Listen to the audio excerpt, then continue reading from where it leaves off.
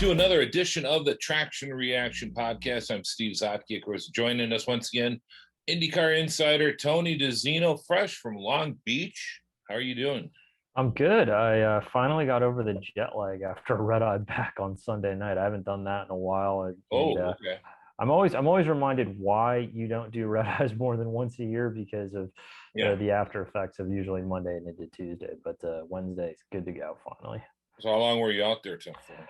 4 days, flew Thursday, got in Thursday night and Friday, Saturday, Sunday. So, I mean, Oh, it was a little different vibe, obviously, but it was right. still, which I'm sure we'll get into, but it was still Long Beach and it was still really good for the most part. Good, good. Yeah, because you and I have done Long Beach in the past, and with the exception of Indy. And for me, I like both because you get a little bit of a different view of things. And for me, at least, the highlight is the Road Racing Drivers Club party that gets put on every year. This year, it was postponed last year. Then they had it on this year. They were going to do it, but with the Delta thing coming and everything, they decided to postpone it one more year.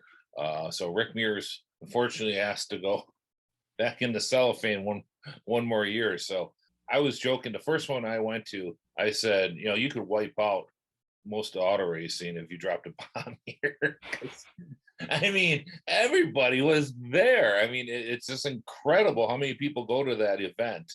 And it's really, really a neat event. It just, you've done it probably more than I have, but, and then plus I've there's other actually parties too. I've it's a good point.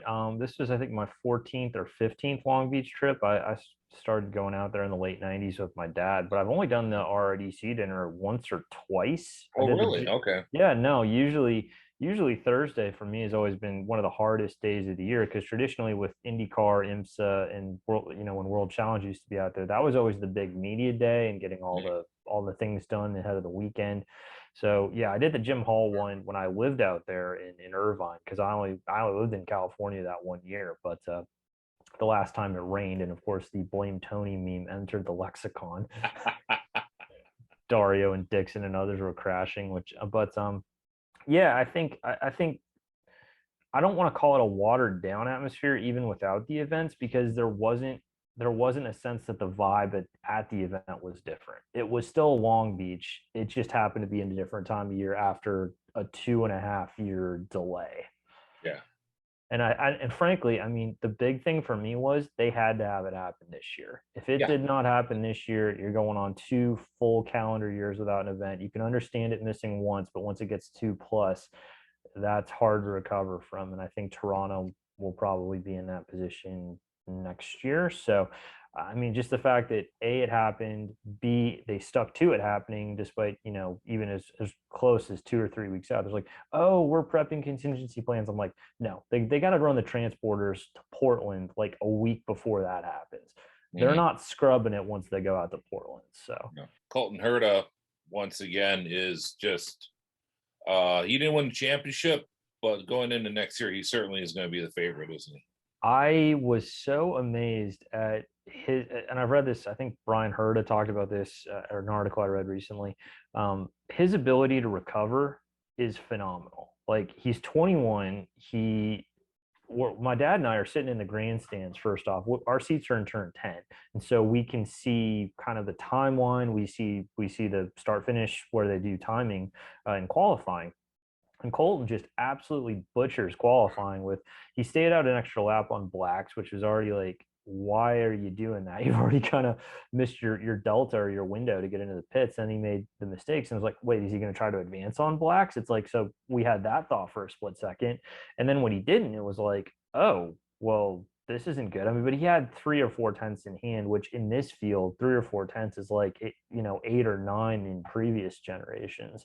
So watching him carve through the field in the first stint, which I think actually helped save the race a little bit because once the championship drama went out of the way, it's like, okay, we got to have something to keep us interested. And Colton just making moves, and our grandstand was going nuts as he was coming through the pack. So yeah, he was great. Once he got in the lead, I was like, okay, that's ball game right there. He needs a little bit more consistency, which he actually fell back in the championship a little bit, but it felt like that was because of 2 or 3 races. Obviously, Nashville where he crashed out, Gateway where he had a mechanical. Those were 2 he could have won very easily, and he would have had 5 wins, I think. Yeah. He still wound up with 3, so he's still tied for the most in the series. So yeah, if he's a little more consistent, I kind of equate him to where Max is in F1, except a little further ahead in his kind of career trajectory. Try saying that 3 times real fast. Yeah, looking because I think Nashville is the real boner. I mean, that was just the one that, and he took the full blame. But even let's say if he wins Nashville, looking at the points, I think that probably would have maybe it might have put him up to third, I believe, in points. So he could have leapfrogged Dixon and maybe Pato O'Ward in that. And then also, if you ever figure out, they can figure out Indianapolis too. And Yeah, they to. for as fast as they were for Right. qualifying, they just fell off. That was actually, you look back at it, the way the Indy 500 results fell this year as the only double points race. I think it's 2 or 3 years it's been the only double points race. Mhm. That's had such a huge impact too, because guys were 12th, 16th, 17th there. You're losing 40 to 60 points in one race as opposed to 20 or 30 or something. So yeah, Colton has not had a good Indy 500 record yet, but he'll get there. Yeah. And the other surprise, especially in qualifying, I think, is El Castro Neves, of course. And what he was able to do to get into the Fast Six, I think surprised a lot of people. I had him on the podcast and I said, one of the reasons why, and I suspected it, and you did, and a lot of people who know, Michael Shank brought him in because he wanted to show that team how to win. And boom, first race gets number 4. Love Jack Harvey. I'm always impressed where he was with his career. Most guys just fade away. And for him to come back where he was from, where he was at in his career, basically out in the wilderness, for him to be able to come back and get the gig with Shank and bring that team in and then eventually full time, I think a change of scenery might do both. And I think that's the situation there. But I think with Elio, and then we're kind of jumping ahead here with the silly season, but of course now Simon Pagenaud is his teammate. It'll be interesting to see where Michael Shank Racing, how they hold up for the whole year. Yeah, and the Elio bit first, because I was fortunate in that as my career also took me out of full-time IndyCar into full-time IMSA when I don't think either Elio or I really wanted to. I mean, Yeah. we got actually really close during those 3 years that he was in IMSA, and I saw a guy that didn't lose his motivation despite the challenge of being thrown in an environment he didn't want to be. And the fact, like how he rallied to win the IMSA title in 2020 Yeah. was phenomenal. I didn't know he had that in him. He was so ebullient and like so joyful when he won the championship. It was cathartic. And it launched him into this stratosphere that this year's been, where he won the Rolex. He won the Indy 500 in his first race for Shank. But I'd almost argue qualifying third at Long Beach and only your second street course with a team that's only Yep. run a second car on a street course once ever. Nobody could pull that off that doesn't have that much experience. Because one of the things that was remarkable to me was Elio ran a different line through turn 10 every time in qualifying. He wasn't close to the apex. He was marginally outside, and that allowed him to gain a little bit more speed going into the hairpin to where he could diamond it a little bit, and then he would release off quicker. And it's a little nugget, but I love just watching the car control in that corner. So that was impressive. The biggest thing Shank needs to improve in 2021 is their strategy, point blank. Their IndyCar strategy has politely left things to be desired this year. It Yeah. wouldn't shock me if that's a reason why Jack Harvey saw greener pastures, because he'd always qualify well and then he finishes sub 15th or something. And with Pagenaud and Elio, you have 2 guys that aren't going to suffer poor strategy calls when there's not a reason to go off strategy. In Jack Harvey's case, he's never won a race before. Really talented. But yeah, I mean, I think, and I think they'd probably admit that too. I mean, Shank made a good point. He was talking to Marshall Pruitt over at Racer during the weekend, where he said, this compressed schedule has really forced you to change and roll off the car, roll off the truck good. And they're doing that, which is great, but they're not executing in the race to maximize that. And that's where they need to improve next year. I suppose we should talk about the champion, Alex Palou, of course, Yeah, friend of right. the show also. You look at his career, and he reminds me somewhat, at least the career path he took. Somebody like Dario, uh, Kenny Brack, one of those guys who came in, wasn't really known, but I mean, really hit the series, bonded with the teams and the cars, and really took off. And it's interesting, and maybe you can kind of explain too. Roger Yasukawa, who we knew back in the day as a driver, Right. and has done so much on the opposite end. And I mean, he would sit in front of me, kitty corner for me in the media center at Indianapolis for many years. And what he was able to do, bringing Alex over from Japan, kind of walk us through that. Yeah, I love the Dario comparison because it's a very similar type of mid-level team. They came in where they over like Dario was with Carl Hogan's team. You want to pull, had a couple good finishes, and then he moved to Team Green the next year and started winning races straight out of the gate. Same deal with Palou, where the Yasukawa connection brought him to Dale Coyne with Team Go, who I don't know if Yasukawa drove for him or one of the Japanese drivers in the early to mid 2000s. There were a number of them. But Roger's been a good talent spotter. I mean, he drove for Ray Hall. He drove for, I think, Fernandez, maybe. I remember my first Indy 500, he actually was nice enough to talk after he didn't qualify. And there was an aerial shot of me talking to him. And, it's like, oh, there's Roger Yasukawa talking to some dude that no one's ever heard of before. and but even from that moment, you could tell this is a guy that is like almost a quiet talent whisperer. I think I don't know if he and Sato had a connection. They may have. I honestly don't know off the top of my head. But with Palou, he'd had some connections. He'd met some people. He put himself out there tail end of last year to kind of put himself on Ganassi's radar. Just super bold. And the sense is that he revitalized that crew and that 10 car, which has been, bring it on a full circle, not the caliber of the 9 cars since Dario there for 10 years. Yeah, that's a good point. Save for a race win here or there, Kanaan, Rosenquist, I think had one each, but Ed Jones, there's a litany of missed opportunities in that car. And the changing of the guard, not just within the series, but is really within Ganassi Racing this year was fascinating. And Alex fully deserves the championship. I mean, I've only met him twice, but he is just so down to earth both times. Mm-hmm. Yeah, and he's one of those people that those in the sport has so much respect for him, and Alex was just so genuinely nice, and forthcoming with all the media stuff he did and what that and you've also noticed with the fans too. He's really starting to bond with the fans.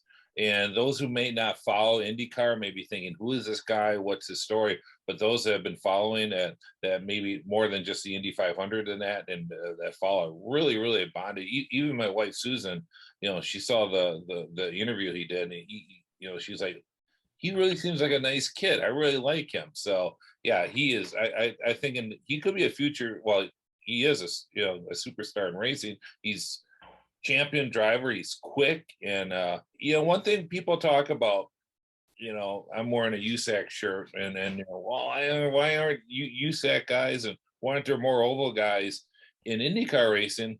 Alex is a perfect example.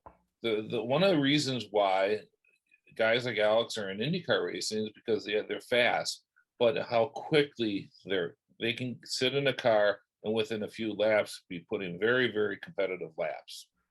Well, and to me, I was at Indy for qualifying this year, and when he had that practice crash, he'd gone by me, like I was standing in pit side, and he just goes past.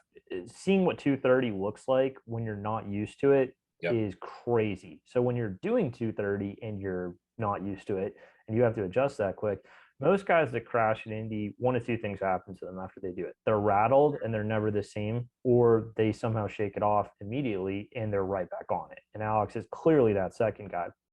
I think the way the stories actually fell this year fell perfectly because, with no disrespect to Alex, I'm glad he didn't win this year's 500. I'm glad that he pushed Elio, but I'm glad that Elio won it. I think Elio winning was the perfect win for the time, the fact that he didn't lose to a guy that no one had heard of really at that point, but he was good enough to put himself on the map. That establishes him for the championship. Now you can come back and say, well, now you've got the 4-time winner going for 5 and the champion who almost beat him last year now going, series champion. That gives that like an extra shot of adrenaline. Oh, and by the way, the guy that won the 2019 500 is now Elio's teammate. So there's all these fascinating already 2022 thoughts that are starting to percolate, even as 2021 is barely behind us.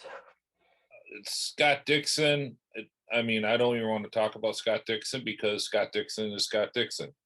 He's just, I don't want to say an unmovable force, but he was consistent. He finished 4th this year, but that's a down year for him. That's a down year for him. Right. Yeah. I mean, I think just briefly on Scotty, I think he had a lot of bad luck this year, but I also think for the first time, it looked like he wasn't the invincible force. Mm-hmm. Yeah. And that is a question. And now, granted, there's the whole he's never won a championship back-to-back years. He could very easily win the championship next year, no question. But he did not seem to have the lead dynamic within that own team really after Indy. I think that Indy 500 for him, he was not able to get close to win contention since that point. Yeah. Which is rare. Alexander Rossi, though, I don't understand it. It's unbelievable.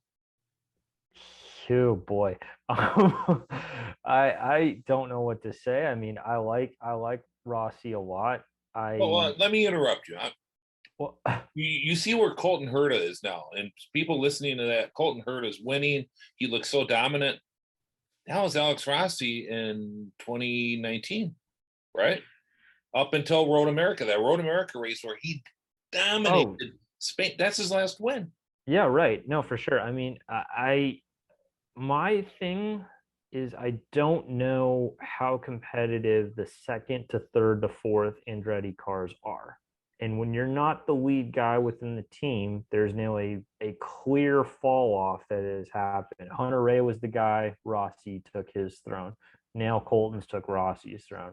Now you've got Grosjean coming in 2022, which throws that monkey wrench into the equation.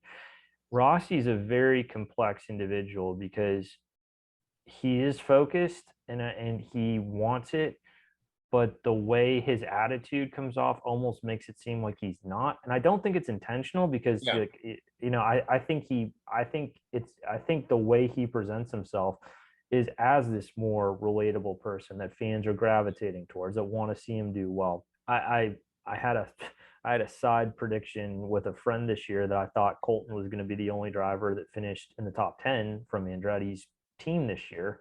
And until the last race or two, that was true. Rossi only barely snuck into 10th at the end of the year. So I don't know if they need an engineering reshuffle, a strategist reshuffle, something where there's something that needs to change there to maybe bring him out of his funk, because he's not the 10th best driver in the series. He's better than that. And that's exactly what I was thinking. Rob Edwards is very well respected, but sometimes you just have to mix things up. Yeah. And you could see the tension, and I'm not going to fault either one, but yeah, I think if you're Michael Andretti, you sit down, you basically get the whiteboard, you put who you have up there, and then start piecing. Let's split these guys up. And right, because Ganassi's done that within their team, and look at how they've map that out. Penske's going to have engineering and crew moving next year too, as guys start moving over to the sports car program that's in development, and they scale back to 3 cars. So I mean, they almost kind of have to do it, because I mean, you look at Hunter Ray. It was Hunter Ray and Ray Gosselin forever, and the last 3 years of that deal were just not at the level that you knew they were capable of. Starting to see something with Formula One, with the teams finally starting to catch up with Mercedes. But with the IndyCar, once again, you're starting to see a little, the field is so tight. And take, AJ Foyt's team for an example. They looked so good in the beginning of the year. Bourdais looking well, and then he gets taken out, I think, 3 times in a row. An accident's not of his doing. And it took them a while to kind of get their mojo back. Finally, this last race at Long Beach, he finishes 8th. Which you say, well, 8th. Well, I mean, we're now talking 28, car fields with, he started 22nd, I think. So he had to do a lot of battling. They had to go a little bit off strategy and battle their way up there. I thought that was pretty impressive what they were able to do. Now next year he's going part-time, and I want to ask you about that in a moment here when we get more into the silly season. But I mean, they're constantly trying different stuff. I met a kid. I met one of the engineers for Rossi's team up at Seepkins last year, and but he was like, "We don't know. They don't. They honestly didn't know what everything, all the data they're getting. They should be fine, and then it's just some of it's luck, obviously. But I mean, it's just the margins are just so tight now. That's the difference between you got Colton Herta can dominate a race, and you look at Rossi like sixth place. It's like you're scratching your head, but you look who's behind him. You got Herta, that makes sense. Newgarden, Penske, Dixon, the unmovable force. Palou, your champion.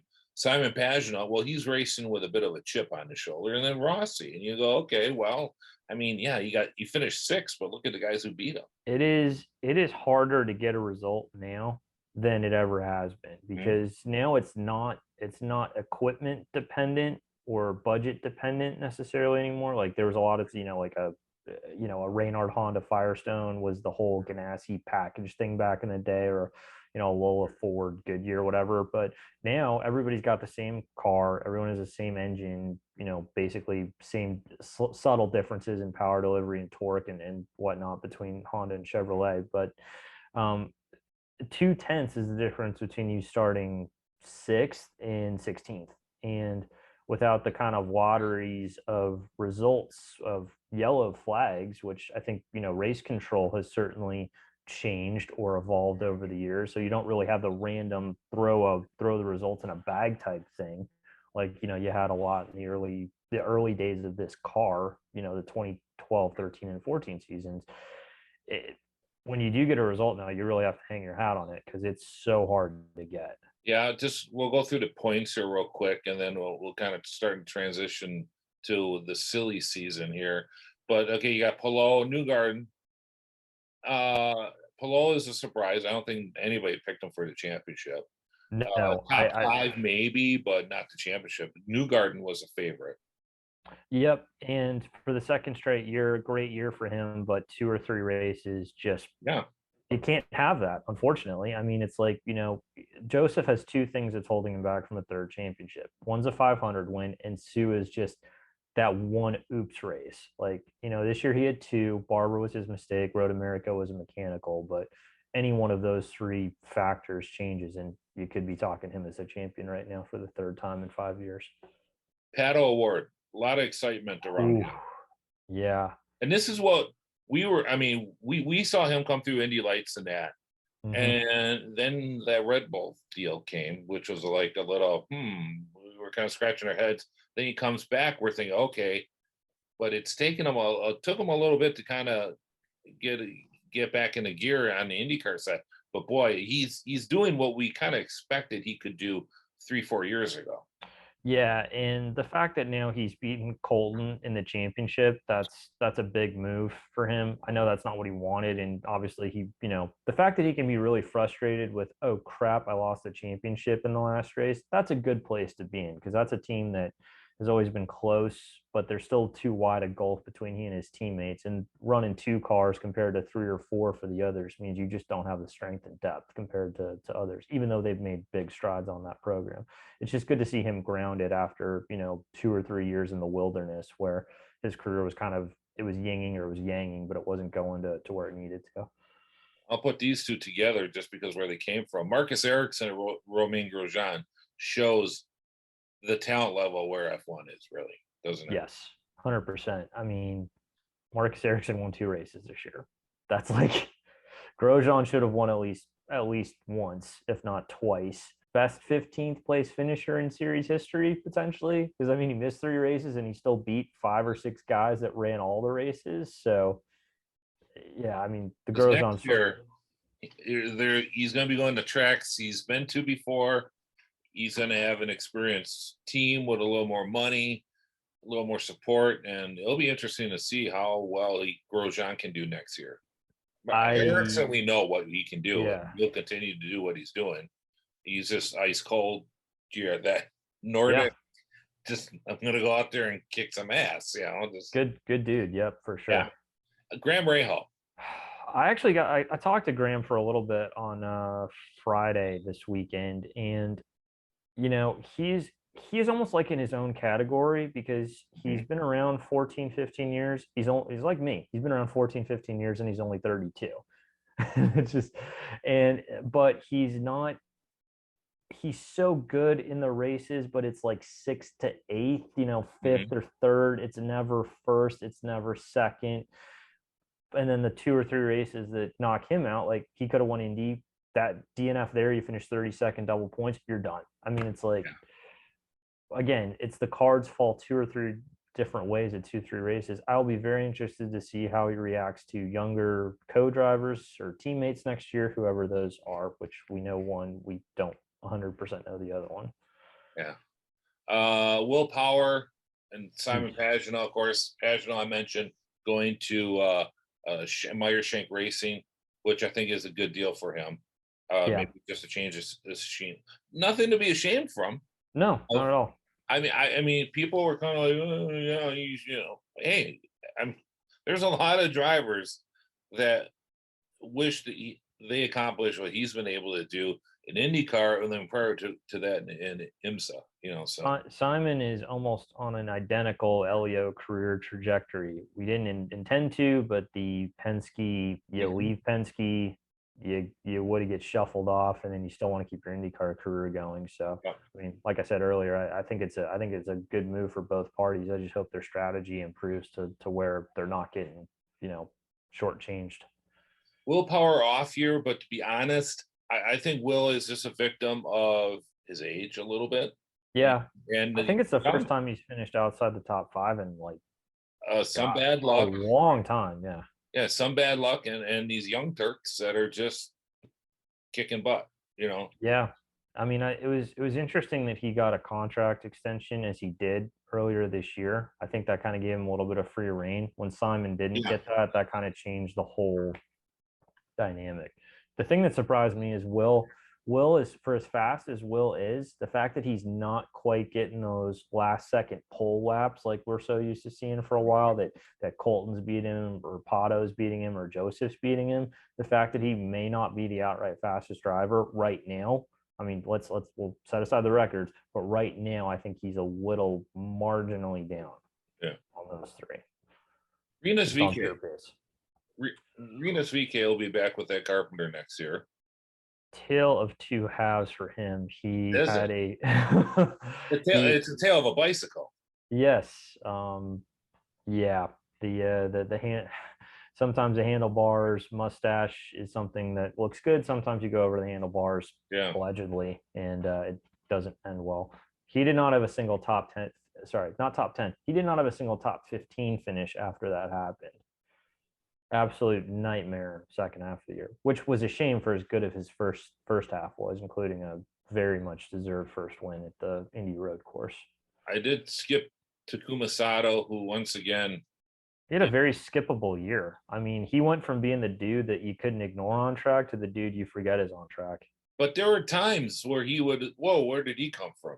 Right, So sure.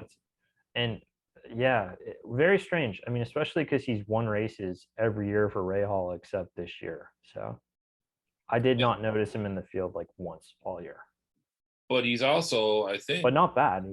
he's also probably one of the oldest drivers in field too. Yeah, yeah. There's a bunch of 40 somethings There's Yeah. 8 to 10, I think. Jack Harvey. It'll be interesting to see what he's able to do next year with going to Ray Hall. Yep. Scott McLaughlin. I thought he would do a lot more this year. I I think he's a victim of the field depth. I Mhm. think he 12th to 14th is a kind of about where I thought he'd finish this year, so he's in that. Um, didn't have as much outright street course or road course base as I expected. He was better on ovals. He should make a I don't think he'll make a champion-esque leap next year, but he should win his first race and finish in the top 10 in points. Agree. at least. If he's not doing that, then that's not the jump you need to make. Sebastian Bourdais is running. He's going to be in the Ganassi, the second Ganassi prototype next year. Yes, one of those in works, not formally announced festival of things, but I know that's been in the works for a bit. Really, Seb is such a treasure. I mean, he, I think he's the best quote in the series. I think he does the best at outperforming his machinery, and it's kind of tough to see him, with no disrespect to Foyt, in the 14 car. I think he made something out of his opportunities this year, but there was too patchy, inconsistent, as you kind of expect. I mean, his Sebring 12-hour drive this year, I talked with him after that race, and it was 10 minutes of unfiltered Seb glory, talking about hanging on to a just leave that to the imagination. But I know, yeah. You know exactly what I'm I referring do. to by that. So Yeah. I want to see him in something where he can win regularly. I think he deserves that. I think his personality, I think his talent deserves that. I don't want to see him wasting away for 15th place, where he's outperforming a 15th place car and turning it into 8th. Ryan Hunter-Reay. No, he's been in the series almost 20 years. And it feels like a year or two long. Yeah. I hate to right. RHR, bad luck, never really had the pace at any point this year. I don't even think he scored a podium. Just it felt like a farewell tour without it being a farewell tour. Everyone kind of knew it was a farewell tour, and then it officially was. So yeah, he's won, and yeah, I mean, he's won a 500, he's won a championship, so he's had a great career. Don't get me wrong, but Paul Gentilozzi is holding his pension. So I mean, it's like, for those who don't know, just do some Googling. You'll figure it's an incredible story. It is that. It really is. Connor Daly, he would have kicked ass in the IRL. That's a good point. I never really thought of that. I think Connor's another one. I think is another victim of the field depth right now. Exactly. I think he'd be a 6th to 8th place with win or two, in a more oval centric series. The weird thing was he had this kind of, me and my bizarre stats, right? So he'd never beaten Renus in a race where they were teammates for like a year and a half, and then he beat him every race in the second half of the year after Renus came back, but he didn't score a single top 10 finish. Right. And it's like, he's not a driver that isn't talented enough to get a top 10 finish. He's just depth and timing and strategy goes wrong, or pit stop goes wrong, or just and before you blink and you're not intending to be 18th, and you're 18th. Who I call the non-licensed racing car driver game person is Ed Jones, who pissed me off. If I'm the race director, I would have sat him down for the race. What he did, I think that was a stupid move he made. One of the cardinal there's certain cardinal sins in racing. One of them is you don't mess up a championship fight, and he did. And I'm sure it was mentioned in the drivers' meeting. But a drive-through penalty, maybe because it's the respect for his car owner, I can understand that. But that was bullshit. That was just a complete bullshit move. It was bad. Sitting in turn 10, watching that happen, and everyone's just like up in arms. Ed's a very difficult read of a driver. He has talent. He did really well his first year. He's never recovered from his Ganassi experience. He had 2 early crashes, took him out of good results, including at Indy. I don't think he's ever recovered. He's been generally anonymous for parts of 2 or 3 years. I think others have gotten more chances, or few have gotten as many chances as he has. I would be surprised to see him back in a full-time capacity at any point. I totally agree. Hinchcliffe. He did produce the single flukiest results of the year. Third at Nashville, when he was nowhere close to that at any point. Is he the only guy? I think there's going to be some combination of sports cars plus TV plus Yeah. 500, and with what team I don't know. You'd always rather leave people wanting more than come back for a Yeah. year too long. And I think the desire to have him back full time this year was probably better than the actuality of him coming back full time this year. Especially after he did such a good job in the NBC shows and when he did the SRX broadcast earlier this summer. So I think I might have mentioned this on another show, but the difference between him, what he was able to do in Danica was just, it was, if I'm Danica, I would have issued him an apology because he is so good in the booth. I believe those Honda commercials may have been national that he did a couple years yeah, ago. yeah, no, I mean I think he's a natural at that. I mean, and I if think if you don't know who he is, you're thinking, oh, he's just some spokesman, a model guy that may right. do it. You wouldn't even know he was a driver. He's that. I'm sure there's team circumstances that contributed to him having a difficult year. He was just an awful luck at turn one, lap one, most races. I can't.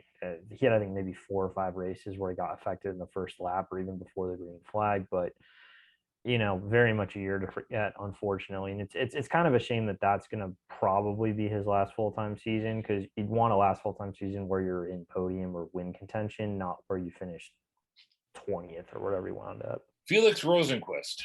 Boy, you want to talk about somebody who just had the worst possible year to year transition, right? You go from being in the 10 car to the 10 car wins the championship and your teammate almost wins the championship. So, and you get hurt and almost go into the water of Detroit because your mechanical put your car into the tire barriers. What was do you agree with the official reasoning behind that?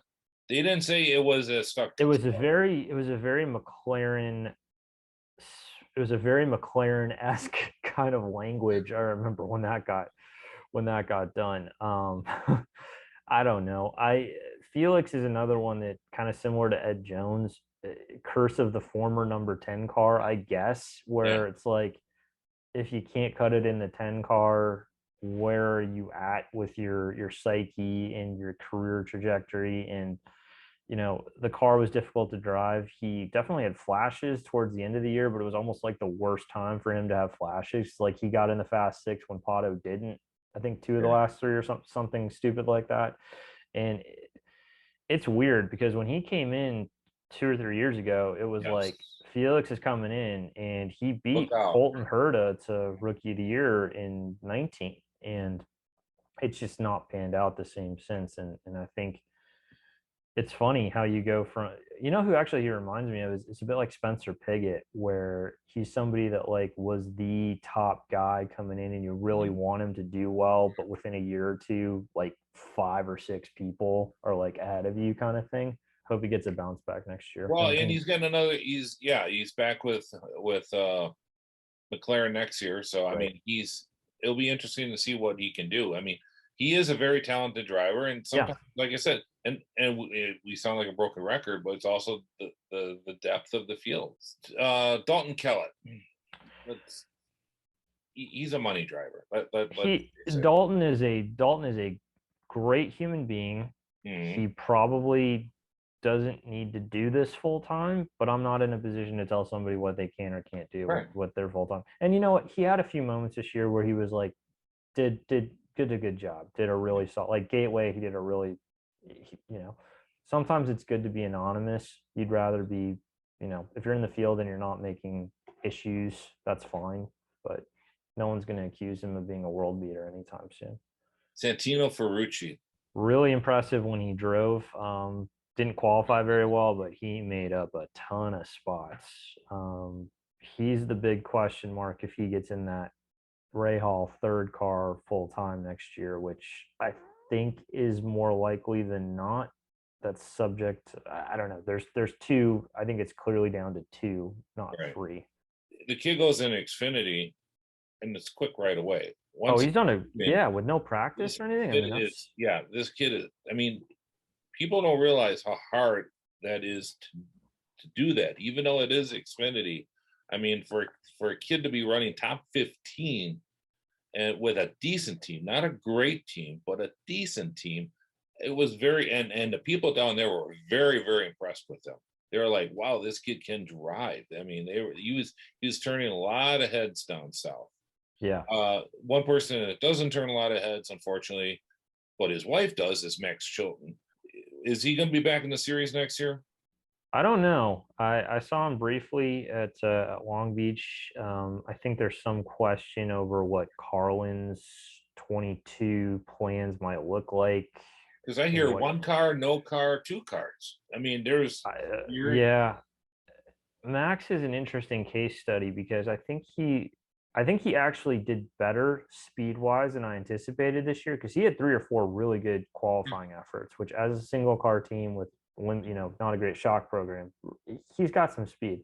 Unfortunately, for whatever reason, either on the first lap or pit stops, and you blink and he's 18th to 20th, and he's another of the had a run at Ganassi, had a decent turn there, and has not really been able to get back to that level since. if we take Jimmy Johnson and his age, let's say, and it's 1998, and he's running champ car for Ganassi with unlimited testing, all of the stuff you can do, how much more successful would he have been? Not much. Okay. I don't think he would have. Honestly, I think being in I mentioned the whole package thing earlier. I think that would have skewed more had he been in that era, because I think he may have driven up or down to a package. I think being on a level playing field with everyone else allowed him to kind of show where his growth was. And the fact that he was those last 2 or 3 races between Indy the second time on the road course and Laguna Seca and Long Beach, and he wasn't in harm's way like he was Yeah. early in the year. It was obvious that there was a huge growth and movement from it's just it's so much harder in his case because he's having to unlearn 20 plus years of stock car stuff. I mean, to get within, put this way, to get within like 1 to 1.5 seconds now, you're qualifying 24th. To get within 1 to 1.5 seconds in 98, you might be top 10. I mean, I don't know, but Okay. I Um, thought I thought he did a much better job as the year went on. I do get very frustrated though when I hear people bitching and moaning, oh, why is he even in the series, this and that, when those are the same people are saying, boy, I wish we had guys that would race more different cars in No series. kidding. And you put another car on the grid, you put more crew people in play. I mean, he'll run the 500 next year. That's going to be its own bonanza, I'm sure. So Are we going to see Kyle Larson in the fourth Penske car? I I feel like it. Give me a percentage. 65%, 65% chance. Wow, that's good. Okay. I was still at 50-50. So I don't think our if well, I'll say this. I think the result of what he does for the 500 next year will be entirely influenced on what his NASCAR Cup Championship result is this year. really, Because I think RP is going to look at the option of saying, do I have the current NASCAR Cup champion in one of my cars in the Indy 500? I think in that case, it becomes a slam dunk. yeah. If he's not the champ, I don't know if What it's as likely, but he's dominating him as much as Kevin Harvick is doing the last couple of years, even though Harvick didn't win the championship, but he was the most winningest driver. So in a way, and of course the regular season, BS and all but that. I guess I look at it this way. If there's a year it's going to happen, it's going to be next year because Penske will have the additional capacity in Yeah. May that they won't have in 23. Nor are they going to want the distraction, quite frankly. Right. I think it makes so much. It's logistically, of course, it makes sense, but I mean, Kyle Larson wants to do it, and this was the one obstacle that Tony Stewart always had was, if I come back, I wanted to do it with Penske, and I think Larson also sees what happened to Stewart, where Stewart had a window, and then it went away, and then by the time he probably could have he's a little too long in the tooth. Guys can't do that at 40. Coming No, as a rookie. and win. True. He's not doing this just do it. He wants to win it. And I'm sure he's talked to Kurt Busch, he's talked to all these other guys, and he wants to do that. He wants to be like Tony Stewart, Mario Andretti, Foyt. Those are the guys he want, I want to do Indy.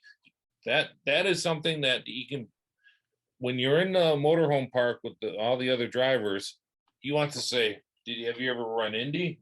I'm just I have.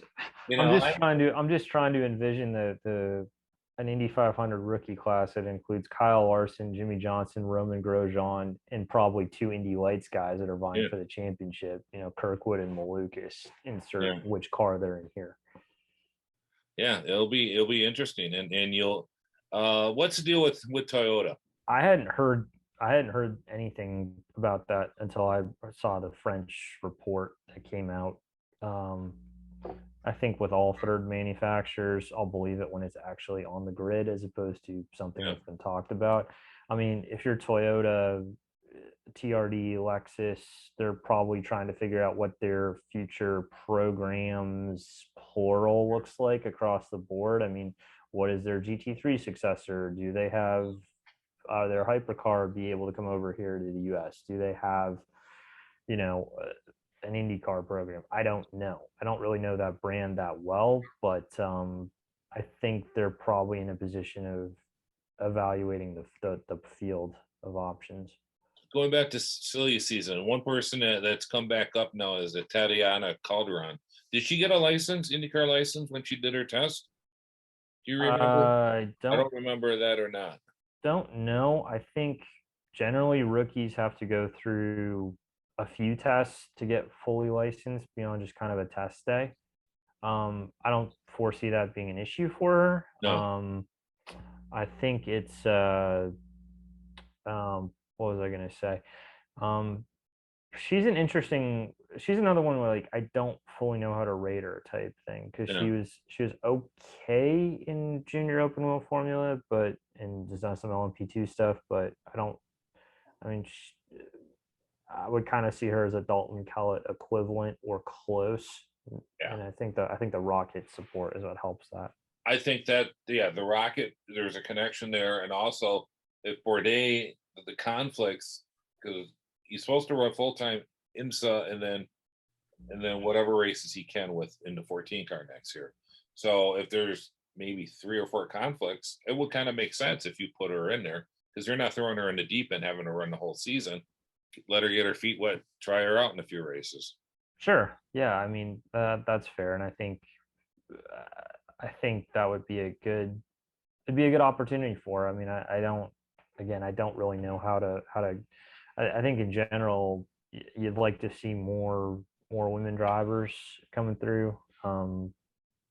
She's not had an open wheel presence in the US though for well over a decade.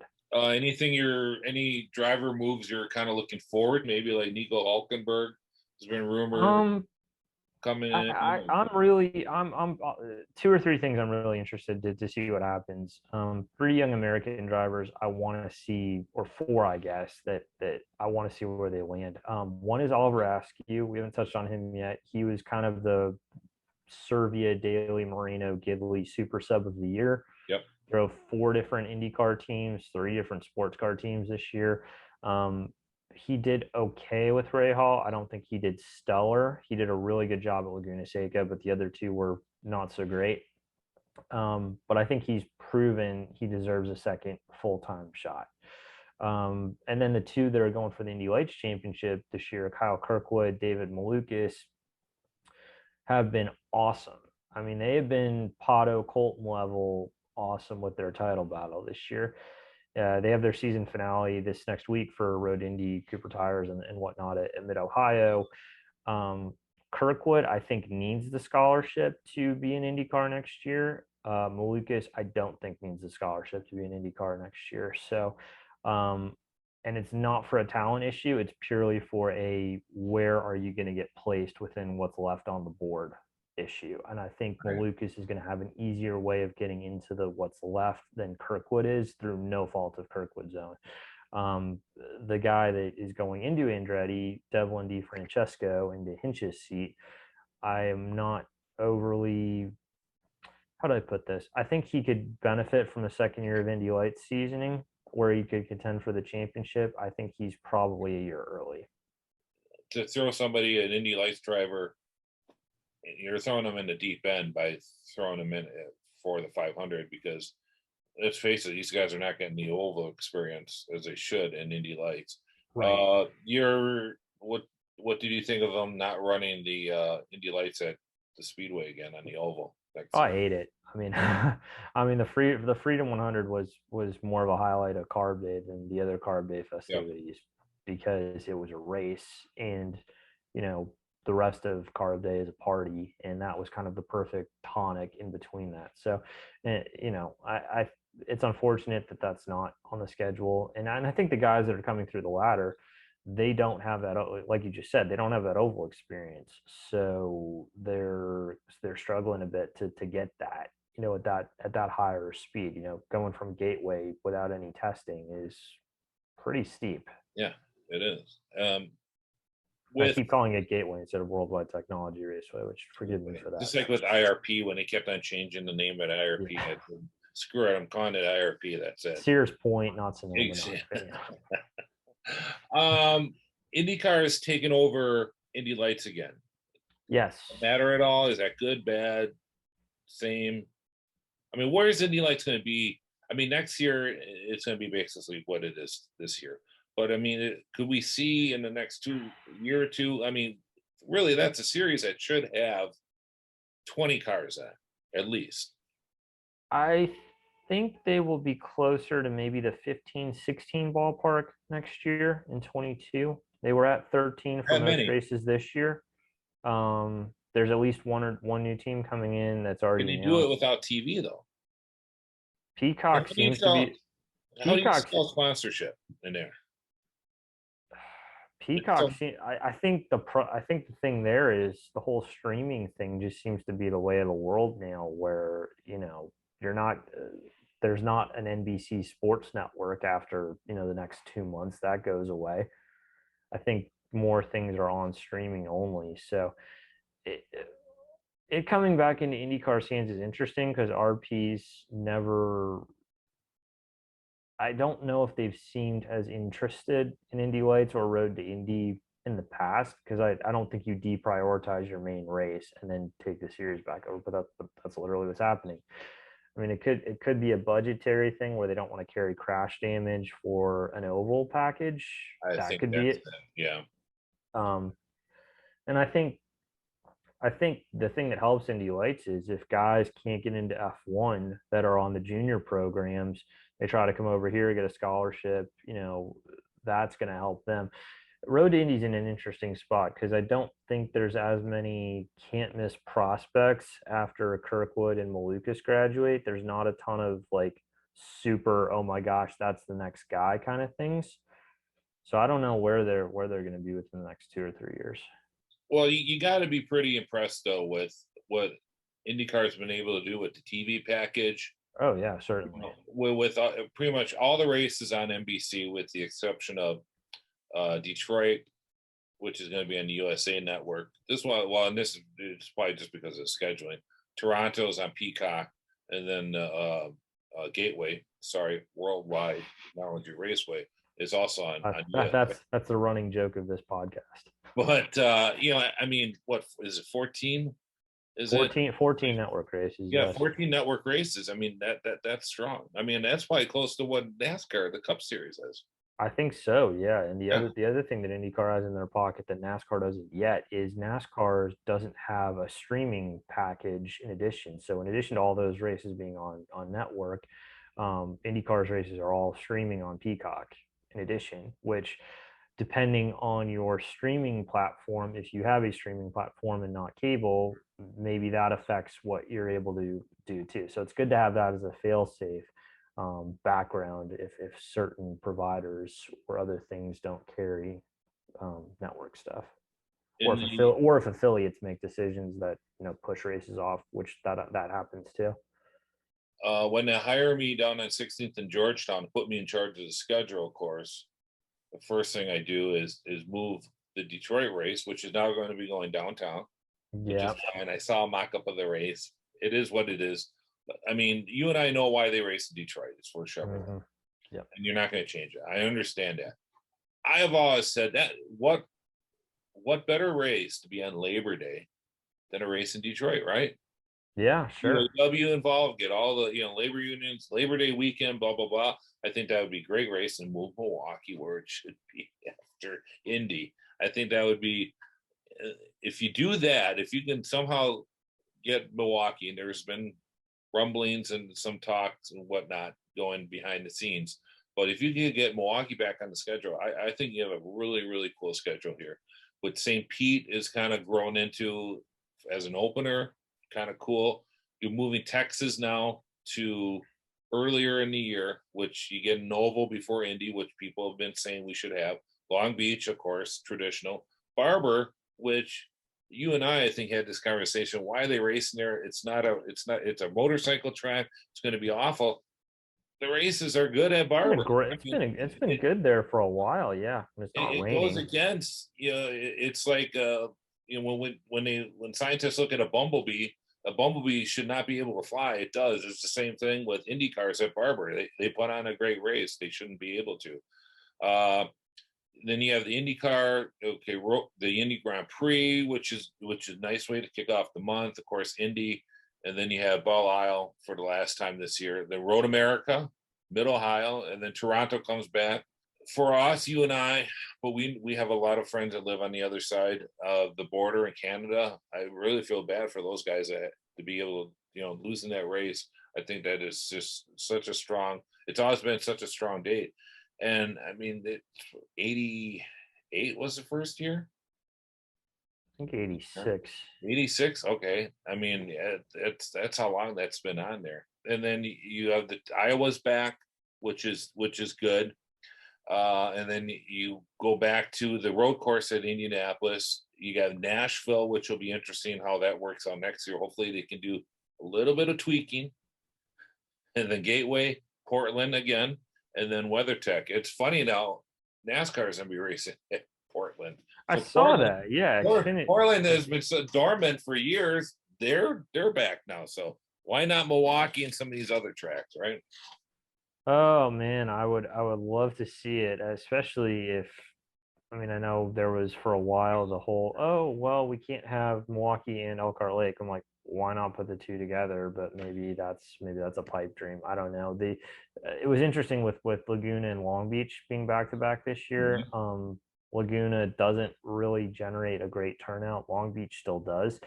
And I think there was something nice about having the finale at such an established venue Yes. with an established crowd and an established vibe that made it feel like there was something to it. I mean, say what you'll about April and the tradition or something, but I would not mind seeing Long Beach as the finale in future years. Okay. Interesting. Well, Tony, we certainly appreciate it. I thought would do, 15, 20 minutes, but ever we become a bunch of chatty Cathys. That's what we So, do, man. You just get on and catch back up and shoot but the breeze and go through the field and go from there. we're getting some normalcy back. I'm glad you enjoyed it. Looking forward to get out there next year, and we will chat again. You've been listening to the Traction Reaction podcast. Don't forget to like and subscribe, and we will talk to you next time. Thank you. Thank you.